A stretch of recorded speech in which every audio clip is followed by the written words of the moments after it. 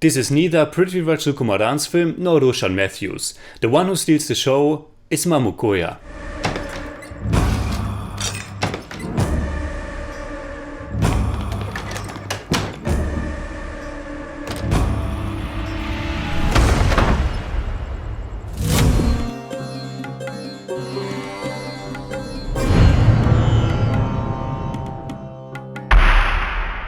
Servus Freunde, my name is Jimmy Cage and Kuruti is a brand new Malayalam language action thriller. Initially it was scheduled to be released in theaters in May, but because of the pandemic it can now be watched on Amazon Prime. It was directed by Manu Varia, written by Anish Palyal, and it stars Prithviraj Sukumaran and Roshan Matthew in the lead roles, as well as Murali Gopi, Sheena Tomchaku, Serinda, Mamu Koya and a few others in supporting roles. It's a nice ensemble film, and the ensemble is also pretty much the entire population of this movie, because its setting is very reduced. It's only about a handful of people, and the main story is also set in only one fateful night and mainly at one little house. But its theme is pretty big and universal, because it deals with an emotion that has been crucial in all of human history. It's about hate, about killing each other. As long as humans populated the earth, they found reason to fight each other. And since the beginning it also happened under the guise of religion. And unfortunately that's something that hasn't stopped even today. Kuruti is tackling an issue that is once again extremely timely: the clash between Muslims and Hindus, between people that should be brothers and yet they are out for blood. Kuruti, which translates to ritual slaughter, is almost biblical in its approach, and the theme is very much out in the open and also almost constantly addressed through the dialogue. At the story center is Ibrahim, played by Roshan Matthew, a very quiet man who has basically lost everything due to a tragic event exactly 1 year ago. Like many other Malayalam movies, Kuruti begins pretty slow and it spends about half an hour to introduce us to this world. Honestly, I thought it was a little bit too slow and almost dragging. The tone is very sour, and while I like that the movie is establishing this almost end-time kind of atmosphere that's very calm and sad, but also quite charged, I don't think we needed so much time with the backstory.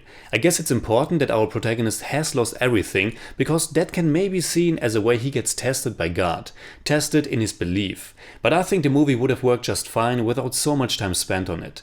Once the movie's long night begins, it kicks into the next gear, and it gets clear immediately that Kuruti has aspects of a drama and a strong message, but that it's also at home in the thriller genre. It's basically a home invasion thriller with a fresh spin to it. It almost becomes like a chamber play that mostly takes place in this little home with Roshan Matthew's character Ibrahim, his younger brother Rasul, who is on the best way to become an extremist, his elderly father Musa, played by the legendary Mamu Koya, and his sister-in-law Suma, played by Serinda, the only woman in the ensemble. Suma is a Hindu, which is important for the character constellation and dynamic. The middle part is now unfolding like this really tense little home invasion movie in which characters are entering or trying to enter their house because of a murder that has taken place and the different parties that are involved with it. When you watch Kuruti, you have to suspend your disbelief quite a bit, or rather you have to accept that this is a genre movie that comes with certain tropes when it comes to the presentation. There are quite a few elements that are done for dramatic effect that would unfold quite differently in real life.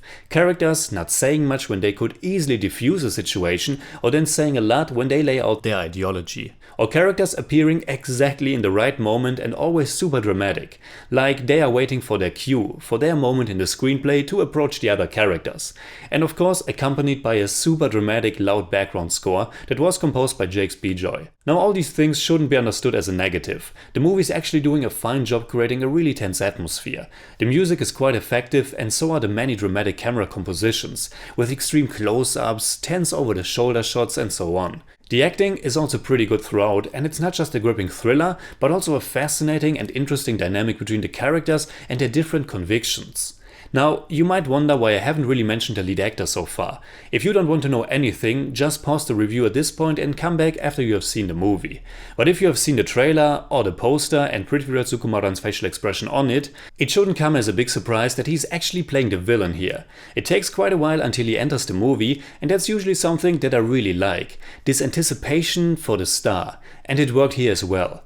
I wouldn't really call his role super complex, but Prithviraj is doing what he's asked for, and that is delivering a very intense and menacing performance. He's this hateful force of nature. But the clear standout for me is Mahmut Koya as the father. I've only seen him before in a few movies, but Mahmut Koya is a legendary Malayalam actor with more than 300 acting credits on the IMDb. Not only does he give a great performance, but his character is also kind of the secret centerpiece of the ensemble. The guy who has already lived a pretty exciting and crazy life and who is somewhat above all the religious bullshit. He has the best lines in the movie and also a pretty kick-ass moment later on before the movie's second and really awesome song kicks in. As well as a great little payoff for something that has been planted earlier on. And thankfully there are a few little payoffs to stuff that has been introduced in the beginning part. The second half really amps up the thriller aspect, and like I said before, you have to accept the genre conventions and the bloody things our characters engage in. But I think as kind of an allegory it works well. Sure, it's a bit on the nose, but then again, I'm happy that the movie is bold enough to address these very timely issues and does so in a somewhat exciting genre way.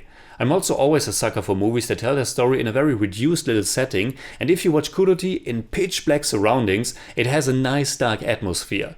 Though I have to say that I was a little bit disappointed by some of the cinematography later on. There are some nice shots in there, but they are also using a lot of day for night. Meaning that they shot during the daytime and then altered the material in post-production to make it look like nighttime. It can look very bad and murky. But it doesn't kill the movie, because Kudoti is about more, and it does tell its story in a mostly fresh and tense fashion. So in German I'd say, Kudoti nimmt sich seiner aktuellen wie zeitlosen Thematik im Gewand eines intensiven Home-Invasion-Thrillers an und glänzt durch seinen tollen Cast und die spannende Präsentation. Das stört es auch nicht zu sehr, dass er dabei doch etwas zu viel direkt ausspricht und ein wenig zu unrealistisch gerät. I give Kudoti 7 out of 10. It's more like 6.9, but I don't do that.